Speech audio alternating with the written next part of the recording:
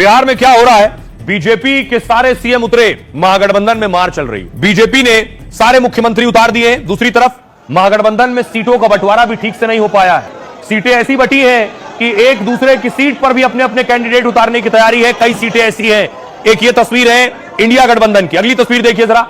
BJP ने बिहार में सारी ताकत झोंक दी है। योगी आदित्यनाथ, देवेंद्र फडणवीस, उसके अलावा देखिए हेमंत बिस्वा शर्मा, मोहन यादव, सारे सीएम बिहार में प्रचार करेंगे। कुछ ने शुरू भी कर दिया है प्रचार।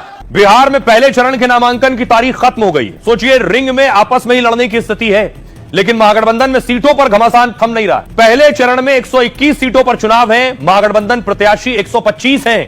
जैसे 72 पर आरजेडी, 24 पर कांग्रेस, 21 पर लेफ्ट, 6 वीआईपी और आईआईपी 2। 10 ऐसी सीटें हैं जिसमें कांग्रेस आरजेडी के साथ सहयोगी मैदान में आ गए। आरजेडी ने कहा अगर महागठबंधन के एक से ज्यादा उम्मीदवार है तो उस सीट पर एक तरीके की महागठबंधन की फ्रेंडली फाइट होगी। लेकिन राहुल के करीबी और बिहार कांग्रेस अध्यक्ष भड़क गए। कहा चुनाव में फ्रेंडली फाइट नहीं होती है, सीधी लड़ाई होती है। तेजस्वी महागठबंधन में सीट बंटवारे पर फैसला नहीं ले पा रहे हैं। बाकी पार्टियों ने तो लिस्ट जारी कर प्रत्याशी घोषित कर दिए, लेकिन आरजेडी ने बिना लिस्ट के 72 उम्मीदवार उतार दिए। महागठबंधन में 6 पार्टियां हैं। सबकी मांग के हिसाब से फैसला होना चाहिए, कांग्रेस का कहना है। टिकट कटने से नाराज नेताओं ने पटना में प्रेस कॉन्फ्रेंस का दावा किया कि महागठबंधन टूट की कगार पर है, बस ऐलान बाकी है। हेमंत सोरेन की पार्टी जेएमएम ने भी बिहार में चुनाव लड़ने का ऐलान कर दिया है। मतलब झारखंड में वो कांग्रेस आरजेडी के साथ है, लेकिन बिहार में खिलाफ लड़ेंगे। महागठबंधन में मची खींचतान पर अमित शाह ने भी हमला किया। कहा बिहार में महागठबंधन में न सीट तय है और न नेता तय है।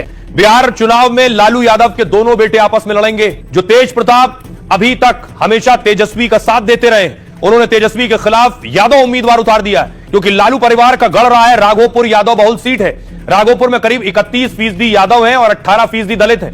2015 और 2020 में तेजस्वी यादव इस सीट से चुनाव जीते, लेकिन इस बार तेज प्रताप ने भाई की मुश्किलें बढ़ा दी हैं, क्योंकि तेजस्वी के सामने जो प्रत्याशी उतारे हैं, वो जो किनारे खड़े हैं प्रेम कुमार यादव काले कुर्ते में, वो कभी उनकी ही पार्टी यानी आरजेडी के बड़े चेहरे रह चुके हैं। प्रेम कुमार यादव खुद राघोपुर के रहने वाले हैं, आरजेडी की सियासत और लोकल मुद्दों को जानते हैं। तेजस्वी ने जब पर्चा भरा तो उन्हें इसी अंदाज में, उन्हें बिल्कुल अंदाजा नहीं था कि चुनौती इस तरह की मिलेगी।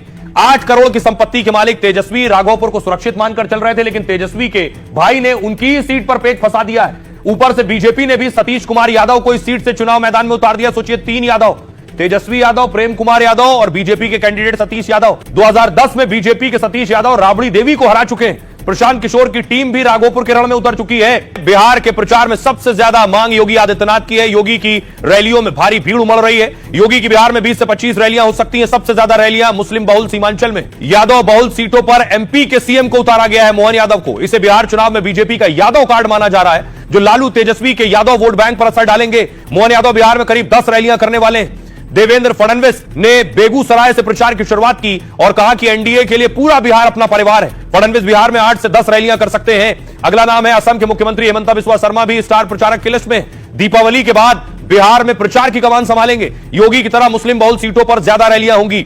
रेखा गुप्ता, दिल्ली की सीएम रेखा गुप्ता भी बिहार चुनाव में जुटी हैं। छठ पूजा के बाद वो फिर बिहार में कई रैलियां करेंगी। चुनाव प्रचार में वो बीजेपी का बड़ा महिला चेहरा भी है। उत्तराखंड के सीएम ने सीवान में पहली चुनावी रैली की और कहा कि बिहार में विकास की गंगा बह रही है। पुष्कर सिंह धामी बिहार में 7 से 8 रैलियां करने वाले हैं।